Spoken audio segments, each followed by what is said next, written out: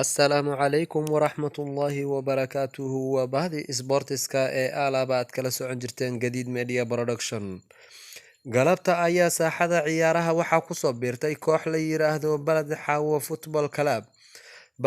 Football Club oo sanado badan ka maqneyd garoomada oo ugu dambeysay halkan 2005 ayaa dib ugu soo biirtay garoomada galabta ayaa waxay ciyaar aad iyo aad u xiiso badan kula dheeshay koox la yiraahdo Juba FC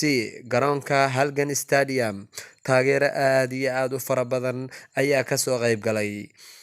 garoonka ayaa la soo buux dhaafiyay hablo iyo wiilal intaba ciyaartaas oo aad iyo aad u xiiso badneyd ayaa waxay ka dhacday garoonka Halgan Stadium taageeraha ayaa soo buux dhaafiyay maadaama kooxdu ay dib loo soo yegleelay ayna cusbeed taageeraha waxaa indhahooda ka muuqday xamaasad inay u hayso kooxdan cusub ee la yiraahdo Balad Xawo Football Club waxaa ka mid ah ciyaartooy aad iyo aad u qaali ah oo gegida ciyaaraha aad looga yaqaano waa kabtan ku-xigeenka intaba waa kan coachka kooxda iyo agaasimaha iyo maamulaha kooxda oo aan waraysi la yeelanay sida tan ayuu دقعد كسر جديد ميديا برودكشن. نوا كله الحمد لله رب العالمين وأنا محسن سيدا ونفسي أنا وصل وقتي. كسر قلبت تيم كان عصب بلد حاو فوتبول كلاب. نوا تيم ما شاء الله ودقمة إيه وأنا هير دقمة وايو سير أيضا كم بديهين إن شاء الله مركو حارجين إن متقنا دقمة كصوبيران تيم كان هور وجري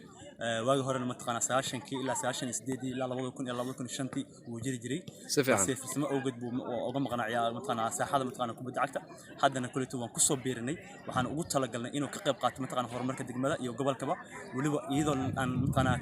horseedayno in wax cusub lagu soo kordhiyo degmada taas oo mataqaana uu horseedo insha Allah teamka mataqaana Balad Xawo Stars Football Club taas marka waxay noo tahay xurmad iyo wanaag bay noo tahay waxaan leenahay qof walba reer Balad Xawo ciyaaryahanada Balad Xawo waxaan leenahay insha Allah teamkan waa koox weyn weeyaan magac weyn bay leedahay soo dhawaad ayaan leenahay maasantaas si fiican ma sha Allah waa soo dhaweynayna anagana Balad Xawo Football Club inay degmada kaalin weyn ku lahaan jirtay waanu ognahay haddana dib u soo noqoshadeeda aad iyo aad baan u soo dhaweynaynaa insha Allah dhamaan Balad Xawo waxaan leenahay soo dhawaad insha Allah maasantii sidoo kale waxaan waraysi la yeelanay kabtanka kooxda Juba FC wuxuuna nooga waramay ciyaarta galabta xamaasadda iyo xiisaha gaarka oo ay leedahay waa kana kabtan Abood soo dhaw maadaama aad kabtan u tahay kooxda Juba galabta waxaad la dheelaysaa tiim cusub oo la yiraahdo Balad Xawo Football Club maxaad ka leedahay hortaniyo tiimka cusub hortina soo dhaweynaa aad bay u mahadsan tahay haddana saasay maanta aad baan u soo dhaweynayaa laakiin sabuunin ka socod iyo madow oo yahay insha Allah guul baan ka rajeynaa inaan ka gaaro okay maadaama tiim cusub uu degmada ku soo biiray tiimkan cusubna aad soo dhaweynaysid ciyaar adag ayaad galabta la dheeli doontaa filaya سعيد وحكى الله سودوي في عنا وياهم عيار أظن ولا ديل دونا أوكي جديد ميديا برودكشن محد كله جديد ميديا برودكشن وطاير زرزع سفعان kulankii galabta ayaa wuxuu ku soo idlaaday hal iyo eber oo guushu ay ku raacday kooxda Juba FC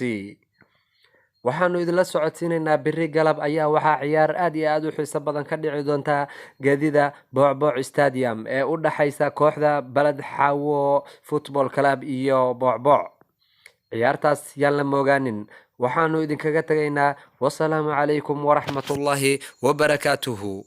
halkani waa Gadid Media